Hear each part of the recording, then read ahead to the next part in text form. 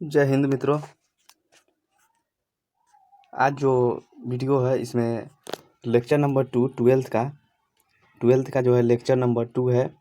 Hindi medium का ये video है। हिंदी मीडियम वाले छात्रों के लिए ये बहुत ही उपयोगी वीडियो है। इसको ध्यान से देखिएगा और शेयर भी कीजिएगा अपने मित्रों से। इसमें देखिए क्या सब है और क्या सब हमको पढ़ना है। अभिहू के प्रकार मतलब टाइप ऑफ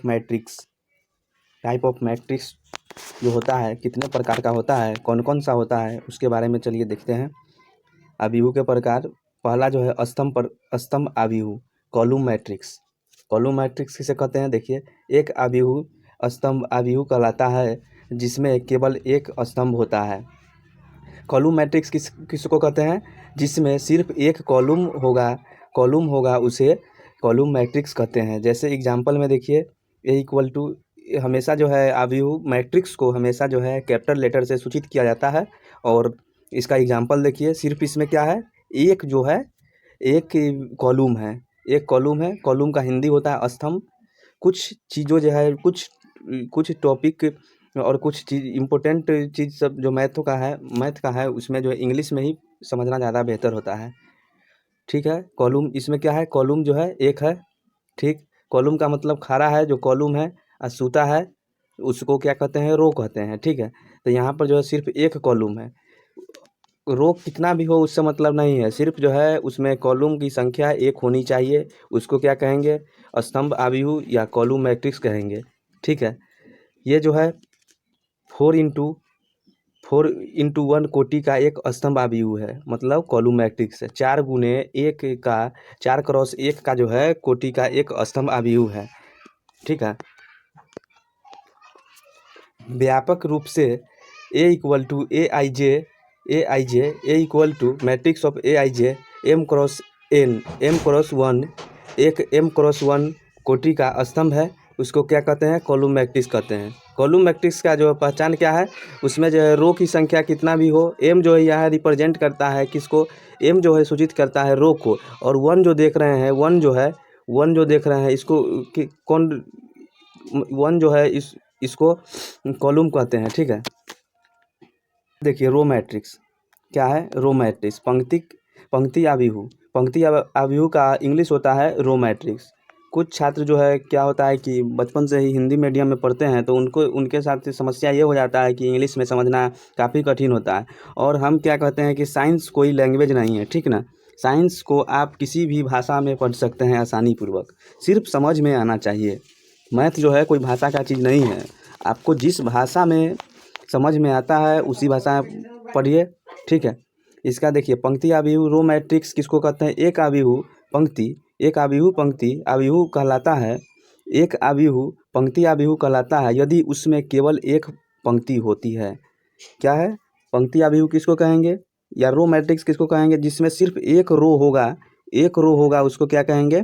रो मैट्रिक्स कहेंगे। एग्जाम्पल में देखिए, A equal to 1 2 3 A. Row matrix किसको कहेंगे? जिसमें सिर्फ एक रो हो उसको रो मैट्रिक्स कहेंगे। रो का हिंदी क्या होता है? पंक्ति होता है। ठीक है, ये क्या है, कौन सा मैट्रिक्स है? 1×4 कोटि का एक पंक्ति अभिहू है। इसका व्यापक रूप से A equal to A I J 1×n। इसका व्यापक रूप देखिए, ए आई जे 1×n, एक 1×n कोटि का पंक्ति अभिहू रो मैट्रिक्स है। क्या है? रो मैट्रिक्स है। ठीक है, उसमें जो है क्या होता है कि यहाँ जो है 1 है, 1 का मतलब क्या हुआ कि रो हुआ, n का मतलब क्या हुआ? कॉलम हुआ। ठीक है, सिर्फ रो मैट्रिक्स उसको कहेंगे, रो मैट्रिक्स उसे कहेंगे जिसमें सिर्फ और सिर्फ एक रो होना चाहिए। ठीक है, कॉलम की संख्या कितना भी हो उससे मतलब नहीं है, सिर्फ एक रो होना चाहिए। देखिए, रो मैट्रिक्स और कॉलम मैट्रिक्स को जो है शॉर्ट फॉर्म में आप ऐसे याद कर सकते हैं, ए I J 1×n A I J 1×n का मतलब हुआ कि यहाँ जो 1 जो देख रहे हैं, 1 क्या है? रो को रिप्रेजेंट करता है, और n क्या है? कॉलम को रिप्रेजेंट करता है। तो इसको क्या कहेंगे? रो मैट्रिक्स कहेंगे। क्यों? क्योंकि इसमें सिर्फ एक जो है रो है, इसलिए इसको रो मैट्रिक्स कहेंगे। ए I J m×n column matrix है। इसमें क्या है? सिर्फ जो है एक कॉलम है, इसीलिए इसको क्या कहेंगे? कॉलम मैट्रिक्स कहेंगे। ठीक है, आसानी से समझ गए होंगे। जिसमें सिर्फ एक रो हो उसको रो मैट्रिक्स, जिसमें सिर्फ एक कॉलम हो उसको कॉलम मैट्रिक्स। उसके बाद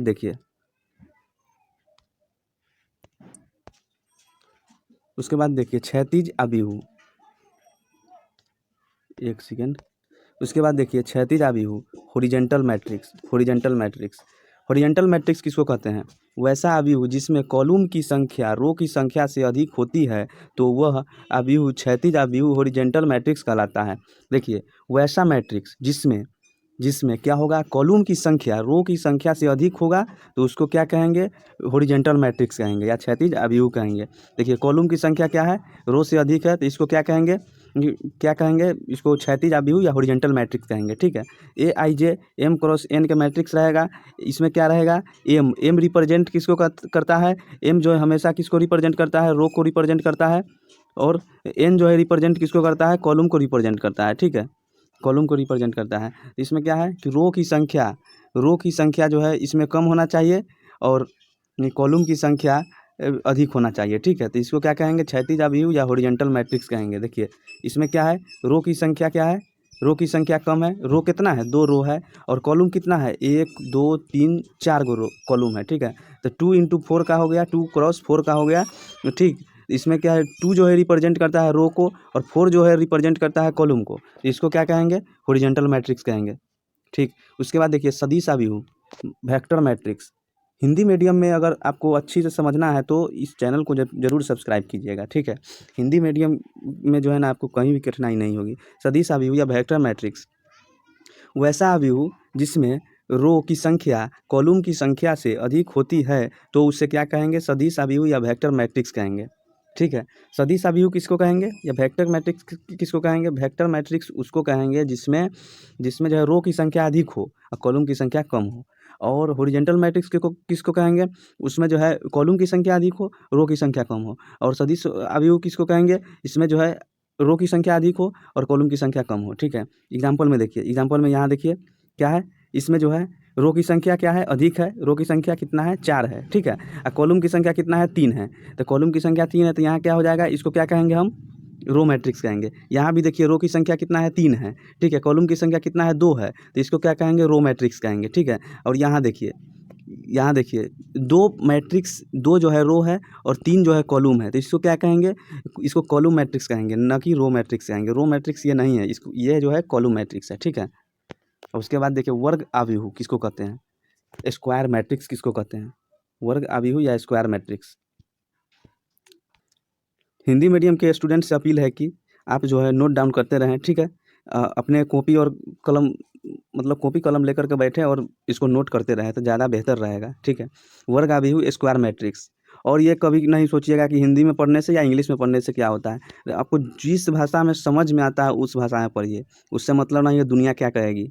एक अभिहु जिसमें रो की संख्या तथा कॉलम की संख्या समान बराबर हो तो उसे क्या कहेंगे? वर्ग अभिहु या स्क्वायर मैट्रिक्स कहते हैं। देखिए वर्ग अभिहु, वर्ग का तो सीधा सा आसान भाषा में समझिए कि वर्ग का मतलब क्या होता है। वर्ग का मतलब स्क्वायर का मतलब क्या हुआ? स्क्वायर का मतलब हुआ कि 2 इंटू 2 हुआ, 3 इंटू 3 हुआ। ठीक है, 4 इंटू 4 हुआ, 4 इंटू 4 हुआ। ये सब क्या हो गया? स्क्वायर हो गया। स्क्वायर का मतलब क्या हुआ? स्क्वायर मैट्रिक्स का मतलब क्या हुआ कि रो की संख्या और कॉलम की संख्या हमेशा बराबर हो, उसको क्या कहेंगे? वर्ग अभिहु या स्क्वायर मैट्रिक्स कहेंगे। M equal to n, m जो है यहाँ क्या है? रो है, और एन क्या है? कॉलम है। ठीक है, रो की संख्या और कॉलम की संख्या हमेशा बराबर होगा, उसको वर्ग अभिहु या स्क्वायर मैट्रिक्स कहेंगे। ठीक है, इसका एग्जाम्पल देखिए, 1 2 3 4, 1 2 3 4। इसमें क्या है? 2 रो है और 2 कॉलम है। इसमें क्या है? 2 रो और 2 कॉलम है। देखिए 2 इंटू 2 क्रॉस 2 है, 2 क्रॉस 2 है। 2 क्रॉस 2 कोटि के वर्ग अभिहु है। क्या है? 2 क्रॉस 2 कोटि के वर्ग अभिहु। वर्ग अभिहु का इंग्लिश होता है स्क्वायर मैट्रिक्स। स्क्वायर मैट्रिक्स है। ठीक है, 1 2 3 4 5 6 1 2 1। ये क्या है? इसमें 3 गो रो है और 3 गो कॉलम है। 3 गो रो 3 गो कॉलम है तो 3 गुने 3 क्या है? 3 गुने 3 कोटि के वर्ग अभिहु है। ये जो है ये भी स्क्वायर मैट्रिक्स है। ठीक है, स्क्वायर मैट्रिक्स है। अगर मान के चलिए कि यहाँ ले लेते हैं 1 2 3 2 3 1। ये क्या है? ये जो है स्क्वायर मैट्रिक्स नहीं है। ये क्या है? स्क्वायर मैट्रिक्स नहीं है। इसको क्या कहेंगे? इसको रो मैट्रिक्स कहेंगे, क्योंकि रो की संख्या ज़्यादा है तो इसको क्या कहेंगे? रो मैट्रिक्स कहेंगे। ठीक है, रो मैट्रिक्स, सॉरी इसको क्या कहेंगे, इसको वेक्टर मैट्रिक्स कहेंगे, वेक्टर मैट्रिक्स कहेंगे। रो की संख्या किसको कहते हैं, सिर्फ एक रो होता है उसको रो की संख्या कहते हैं। और उसके बाद देखिए विकर्ण आव्यूह क्या है, डायगोनल मैट्रिक्स। उसके बाद छठा नंबर में है विकर्ण आव्यूह या डायगोनल मैट्रिक्स। एक वर्ग आव्यूह विकर्ण आव्यूह कहलाता है। विकर्ण का सिंपल तरीका अच्छा विकर्ण किसको कहते हैं, विकर्ण कहते किसको है, देखिए विकर्ण का मतलब क्या होता है कि तिरछा। ये जो हुआ क्या है, विकर्ण है, ठीक है। ये जो है क्या है, विकर्ण है, ठीक है। ये जो है विकर्ण है। विकर्ण आव्यूह किसको कहते हैं, विकर्ण एक वर्ग आव्यूह विकर्ण आव्यूह कहलाता है। विकर्ण के अतिरिक्त सभी अवयव या एलिमेंट, इसको इंग्लिश में एलिमेंट कहते हैं, शून्य हो तो उसको क्या कहेंगे, विकर्ण आव्यूह या डायगोनल मैट्रिक्स कहेंगे। देखिए एग्जाम्पल में देखिए 1002 क्या कहता है, डिफिनीशन क्या कहता है, इसका परिभाषा जो है विकर्ण आव्यूह का क्या कहलाता है, यही कहता है कि एक वर्ग आव्यूह वर्ग विकर्ण आव्यूह कहलाता है। मतलब कि विकर्ण आव्यूह डायगोनल मैट्रिक्स होने के लिए सबसे पहले क्या होना चाहिए, स्क्वायर होना चाहिए, स्क्वायर मैट्रिक्स होना चाहिए। क्या है, एक वर्ग आव्यूह, वर्ग आव्यूह का मतलब स्क्वायर मैट्रिक्स, वर्ग आव्यूह विकर्ण आव्यूह कहलाता है। विकर्ण के अतिरिक्त सभी अवयव शून्य हो, विकर्ण के अतिरिक्त। ये क्या है, ये जो देख रहे हैं इस कोना से उस कोना, ये क्या है, विकर्ण है, ठीक है। तो 1 2 जो है यहाँ विकर्ण है, 1 2 क्या है, विकर्ण है। और जो यहाँ जो देख रहे हैं 0 0 देख रहे हैं, विकर्ण के अतिरिक्त है। विकर्ण के अतिरिक्त अवयव को क्या कहेंगे, विकर्ण के अतिरिक्त जो अवयव रहेगा शून्य होगा, 0 होना चाहिए। और जो विकर्ण होगा ये जो है 0 नहीं होना चाहिए, ये नॉन जीरो होना चाहिए और ये 0 होना चाहिए, ठीक है। विकर्ण के अतिरिक्त जो होगा, विकर्ण हमेशा नॉन जीरो होगा। और जो विकर्ण के अतिरिक्त जो देख रहे हैं 0 यहाँ देख रहे हैं, 0 यहाँ देख रहे हैं, ये सब जो है हमेशा क्या होना चाहिए, 0 होना चाहिए, ठीक है। उसके बाद देखिए 3x3 वाला में देखिए क्या है, देखिए 4 6 1 जो देख रहे हैं क्या है, विकर्ण है। और विकर्ण के अतिरिक्त जो है क्या, 0 0 है, ठीक है ना, 0 0 है। विकर्ण के अतिरिक्त जितना है सब 0 0 है। अब विकर्ण सिर्फ जो है 0 0 नहीं है, नॉन जीरो, मतलब 0 के बराबर विकर्ण कभी 0 के बराबर नहीं होगा, ठीक है।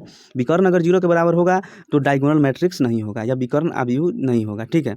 इसका देखिए, और देखिए एक और साधारण भाषा में देखिए इसको, ए आई जे जीरो यदि यदि 1 जो है, आई जो है जे के बराबर नहीं होगा, ठीक है।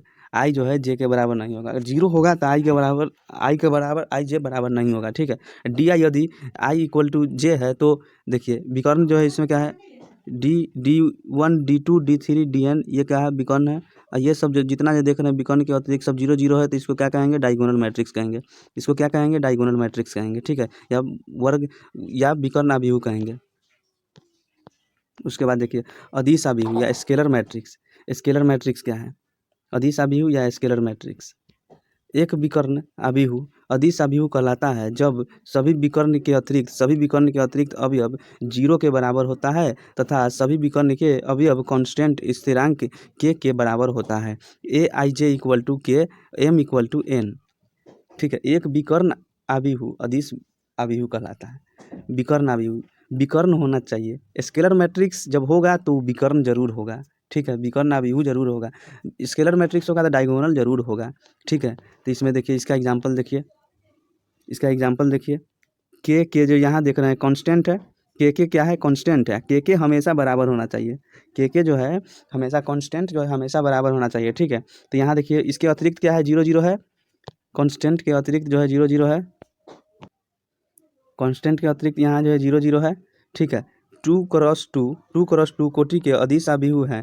अदिश आव्यूह कांस्टेंट हमेशा बराबर होगा, कांस्टेंट जो होगा हमेशा बराबर होगा। और दूसरा देखिए 3 × 3 का जो है देखिए के जो है विकर्ण है, के विकर्ण है। स्केलर मैट्रिक्स जब होगा, अदिश आव्यूह जब होगा तो उसमें विकर्ण होना एकदम कंपलसरी है। विकर्ण अगर नहीं होगा तो वो स्केलर मैट्रिक्स नहीं होगा। और देखिए विकर्ण के अतिरिक्त 0 0 होना चाहिए, विकर्ण के अतिरिक्त ऊपर नीचे दोनों 0 0 है, ठीक है। उसके बाद 3 × 3 कोटि के अदिश आव्यूह है, ये जो है 3 × 3 कोटि के अदिश आव्यूह है। और आगे एग्जाम्पल देखिए 5 0 0 0 5 0 0 0 5, यहाँ भी देखिए इस कोना से उस कोना, मतलब कि विकर्ण है ना, 5 5 5, ये तीनों जो 5 देख रहे हैं ये विकर्ण है। और इसके अतिरिक्त जितना भी देख रहे हैं 0 0 है। तो जब ये समान हो, कांस्टेंट समान हो और उसके अतिरिक्त जो हो कांस्टेंट विकर्ण विकर्ण जो है कांस्टेंट हो, उसके अतिरिक्त जो है 0 0 हो, तो उसको क्या कहेंगे? उसको क्या कहेंगे? स्केलर मैट्रिक्स कहेंगे, ठीक है। उसको क्या कहेंगे? स्केलर मैट्रिक्स कहेंगे। उसके बाद देखिए तत्सम तत्समक आव्यूह आइडेंटिटी मैट्रिक्स। आइडेंटिटी मैट्रिक्स किसको कहते हैं समझिए। एक वर्ग आव्यूह स्क्वायर मैट्रिक्स जिसके विकर्ण के सभी, यहाँ देखिए परिभाषा से ही समझ में आता है, एक वर्ग आव्यूह जिसके विकर्ण के सभी अवयव एक होते हैं। मतलब कि आइडेंटिटी मैट्रिक्स होने के लिए सबसे पहले क्या होगा? स्क्वायर मैट्रिक्स होगा जिसके विकर्ण के सभी अवयव एक होते हैं। जिसके विकर्ण जो देख रहे हैं उसका सभी अवयव एलिमेंट एक होते हैं तथा शेष अन्य अवयव शून्य होते हैं। शेष अन्य अवयव शून्य होते हैं तो उसे तत्समक आव्यूह आइडेंटिटी मैट्रिक्स कहते हैं। उसको क्या कहते हैं? आइडेंटिटी मैट्रिक्स कहते हैं। दूसरे परिभाषा से देखा जाए तो वर्ग आव्यूह A equal to AIJ n cross n। हमेशा आइडेंटिटी मैट्रिक्स हमेशा वही मैट्रिक्स होगा जो वर्ग आव्यूह होगा या स्क्वायर मैट्रिक्स होगा। एक आइडेंटिटी मैट्रिक्स यदि AIJ 1 अगर होगा, 1 है यदि I इक्वल टू J है, 0 है यदि I does not equal to J है, ठीक है। उसके बाद देखिए n कोटि के आइडेंटिटी मैट्रिक्स को IN से सूचित किया जाता है। n कोटि के आइडेंटिटी एलिमेंट को क्या सूचित किया जाता है? n कोटि के आइडेंटिटी मैट्रिक्स को IN से रिप्रेजेंट किया जाता है। अब देखिए आइडेंटिटी मैट्रिक्स का एग्जांपल देखिए 1 0 1 0 0 1। ये क्या है? आइडेंटिटी मैट्रिक्स है। आइडेंटिटी मैट्रिक्स है 2 क्रॉस 2 है। तो सबसे पहले फॉलो क्या किया कि ये एक स्क्वायर मैट्रिक्स है। उसके बाद ये विकर्ण जो है एक है, विकर्ण हमेशा जो है इसका एक होगा, स्क्वायर मैट्रिक्स होगा तब आइडेंटिटी मैट्रिक्स होगा, तब उसको क्या कहेंगे? आइडेंटिटी मैट्रिक्स कहेंगे। अब देखिए 1 0 0 0 0 1 0 0 0 1। ये जो क्या है? ये क्या है? 3 क्रॉस 3 का है, 3 क्रॉस 3 का है। ये भी स्क्वायर है, ये भी क्या जो है? स्क्वायर है, ठीक है। और ये जो देख रहे हैं इसका विकर्ण जो देख रहे हैं, विकर्ण जो देख रहे हैं, विकर्ण क्या है? एक एक है, एक एक है ना। और इसके अतिरिक्त जो है सब शून्य है। विकर्ण के अतिरिक्त सबसे पहले जो है स्क्वायर मैट्रिक्स होना चाहिए, उसके बाद विकर्ण होना चाहिए, विकर्ण एक एक होना चाहिए और उसके बाद विकर्ण के अतिरिक्त जितना भी रहेगा अवयव एलिमेंट्स सब शून्य शून्य 0 0 होना चाहिए, ठीक है। उसको क्या कहेंगे? आइडेंटिटी मैट्रिक्स कहेंगे। उसके बाद देखिए शून्य मैट्रिक्स किसको कहते हैं? शून्य मैट्रिक्स, शून्य आव्यूह या जीरो मैट्रिक्स, इसको इंग्लिश में क्या कहते हैं? जीरो मैट्रिक्स कहते हैं। देखिए जितना भी जो पॉइंट है ना, जैसे शून्य आव्यूह है ना, इसको जो है जीरो मैट्रिक्स याद कीजिए, ठीक है।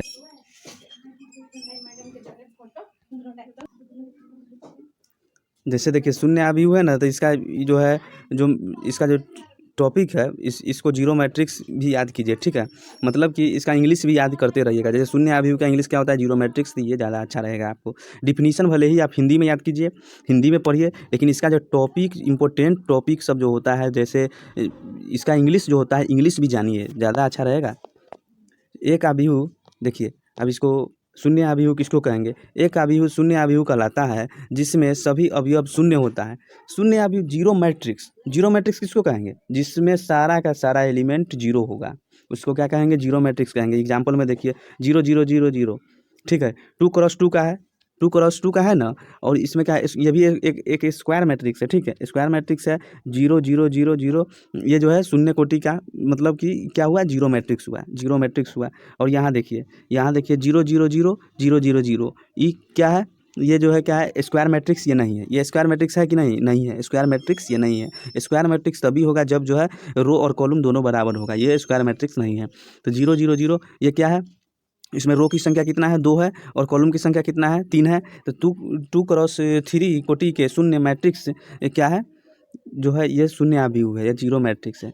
जीरो मैट्रिक्स का सिंपल एक डिफिनीशन याद कर लीजिए। जीरो मैट्रिक्स जब कहेगा तो सीधा उसमें जीरो होना चाहिए, बस, और कुछ नहीं हमको दिमाग में रखना है। जीरो होगा, पूरा का पूरा एलिमेंट जीरो होगा, समझ आइए वो जीरो मैट्रिक्स है। परीक्षा में सीधा जो है ऑप्शन दाग दीजिए, ठीक है। ऑब्जेक्टिव में रहता है ये क्वेश्चन सब। नोट: शून्य मैट्रिक्स होने के लिए वर्ग मैट्रिक्स स्क्वायर मैट्रिक्स होना जरूरी नहीं है। एक शर्त और है कि जीरो मैट्रिक्स होने के लिए जो है ना, जीरो मैट्रिक्स होने के लिए कभी भी स्क्वायर मैट्रिक्स होना ज़रूरी नहीं है। स्क्वायर मैट्रिक्स होना जरूरी नहीं है। जैसे मैं एग्जांपल में यही एग्जांपल देख लीजिए, ये क्या है, स्क्वायर मैट्रिक्स नहीं है, फिर भी जीरो मैट्रिक्स है।